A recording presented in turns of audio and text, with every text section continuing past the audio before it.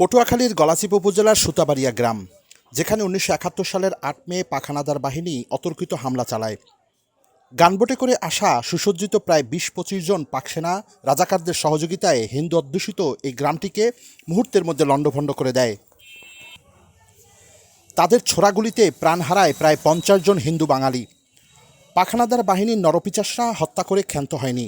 এরপর লাশ ও ঘরবাড়িগুলোতে আগুন ধরিয়ে দেয়।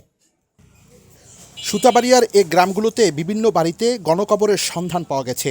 তার মধ্যে উল্লেখযোগ্য নায়েববাড়ি গণকবর, শশীদাস বাড়ি গণকবর, ঠাকুরবাড়ি গণকবর, সন্নামতো বাড়ি গণকবর ও ভুমালিবাড়ি গণকবর। স্বাধীনতার ৫৪ বছর পেরিয়ে গেলেও এখানে সরকারের পক্ষ থেকে তেমন কোনো উদ্যোগ নেওয়া হয়নি। শহীদ পরিবারের সদস্যরা নিজেদের অর্থায়নে শহীদদের স্মরণে সমাধি তৈরি করলেও আজও সরকারিভাবে কোনো স্মৃতিস্তম্ভ তৈরি হয়নি। এমনকি আনুষ্ঠানিকভাবে স্বীকৃতি দেওয়া হয়নি শহীদ পরিবারগুলোকে। আমরা লেখা লিখে দিছি, কিন্তু আমার ওখানে স্মৃতিশোধ করার কথা আজ পর্যন্ত কোনো কথা করে নাই। আমি গেল চিকনিগঞ্জ বাজারে ফজলুল আক্তারের বাসায় কম্পাউন্ডার।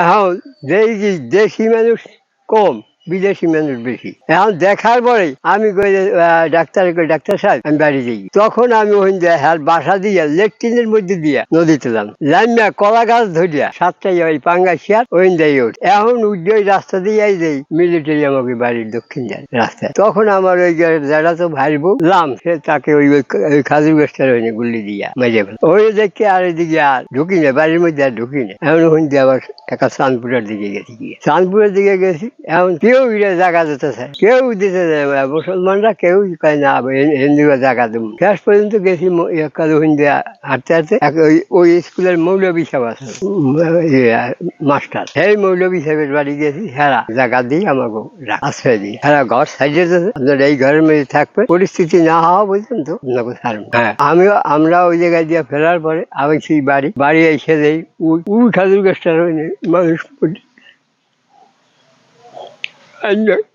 এই খবর দেবে না, নাম বলুন না, আমার স্থানীয় লোক এলাকাতে কবর দেওয়া ঠ্যাঙ্গের দড়ি লাগে নদীতে ফেলাই। আমরা ফালাই নাই, আমরা এই কবর দিই। আমাদের অনেক অত্যাচার। ৭-৮ বছর থেকে শুনতেছি যে জায়গায় একটা স্মৃতিস্তম্ভ হবে, যারা যুদ্ধের সময় শহীদ হয়েছে তাদের স্মরণে, মানে যে গণকবর ছিল এখানেই ছিল। তো ৭-৮ বছর থেকে যখন আমাদের বুঝ হয়েছে তখন থেকে শুনতেছি যে এখানে একটা মানে স্মৃতিস্তম্ভ হবে, কিন্তু এখনো এরকম কিছু হয় নাই।